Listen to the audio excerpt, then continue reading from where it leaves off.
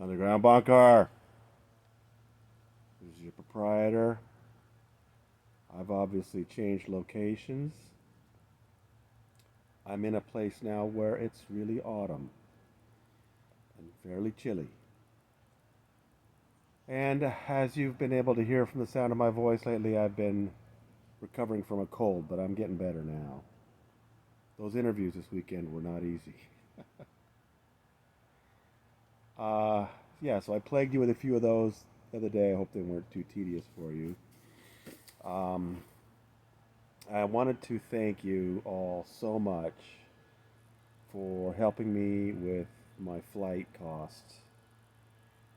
Got enough to cover the flight back to New York. Going on Sunday. Uh, Thanksgiving week travel. Prices weren't great, but thank goodness you all came through for me. I really, really appreciate it. So I've set up going there all week. I don't know how long it's going to be. How long is it going to take for this jury to come to a decision? Hopefully they still can. The other thing I wanted to let you know is now that I'm back, I'm settling down. I'm only putting out one story a day as usual, and I'm still way behind on emails. In the middle of that whole trial and everything, I was hearing from people I've never heard from before. People sending tips, people asking questions, people telling me about their book or their documentary or whatever, and I didn't have time to look at any of them. It's going to take me days to get back through all that stuff. So if you've asked me a question and I haven't responded, I'm sorry, I'm behind, but I'm doing my best to catch up. The other thing I just thought I'd mention, just as far as Scientology related, as we're waiting to get back to the Danny Masterson trial and see if the jury can reach a verdict.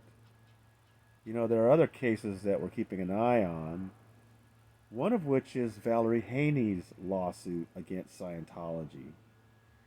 And if you recall, the search was successful in convincing a judge that because Valerie had signed some contracts in the Sea Org, that she was obligated not to sue Scientology in a court of law, but instead to take her disputes to Scientology arbitration. She appealed that. She filed motions for reconsideration. None of it worked. And the judge told her basically, if you don't start this whole arbitration thing going, she just dismissed the thing altogether. So Valerie had really had no choice. She asked Scientology formally for arbitration to begin, but she did something rather clever as a sort of form of protest. Scientology arbitration has this rule that the person asking for arbitration needs to nominate a arbiter. Scientology then nominates an arbiter, and then those two select a third. So you have a panel of three arbitrators. So Valerie Haney asked for Elizabeth Moss, who we know is a Scientologist and was given interviews about it recently. And after a few weeks, Scientology came back and said, not available. And they gave her like a week and a half to respond. Give us another name. You have like 10 days. Of course, that's the way letters from Scientology tend to read, right? So Valerie, she's not slow. She right away sent back a letter nominating Tom Cruise to be her arbitrator, and if he was busy, Shelley Miscavige, the wife of leader David Miscavige, who's not been seen in public in 15 years. And I just checked with Valerie a little while ago, and we're coming up on 3 months, and they haven't responded. I'm not even sure what to think about that, because remember, they've gone into court complaining about Valerie and her attorneys dragging their feet. Scientology has gone into court saying, look, they keep trying these motions for reconsideration that are useless.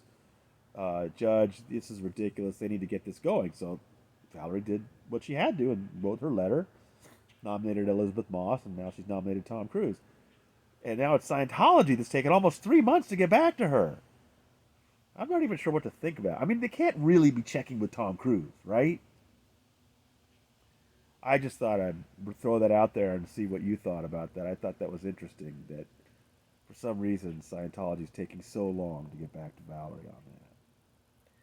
So that's just the latest thing I was thinking about as we're sitting here waiting for these jurors to have a nice Thanksgiving week off, and then when we get back, we'll see what they come up with.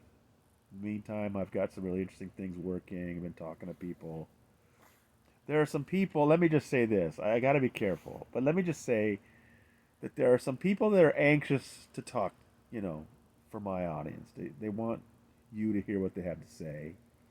They're connected to the Danny Masterson case, and they know they can't say anything this week because we don't want the defense attorney Philip Cohen, to come back Monday and claim that we're trying to affect the jury or something like that. I mean, the jury's not supposed to look at anything that I write, but anyway, I just want you to know there's some really interesting people that are looking forward to appearing in the underground bunker that have some very interesting things to say about this trial, about Danny Masterson. And I'll try to get them out there to you as soon as I can, but again, it's just not a good week for that.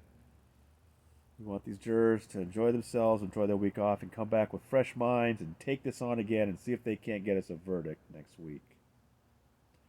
So, from somewhere in the state of New York, this is your proprietor signing off.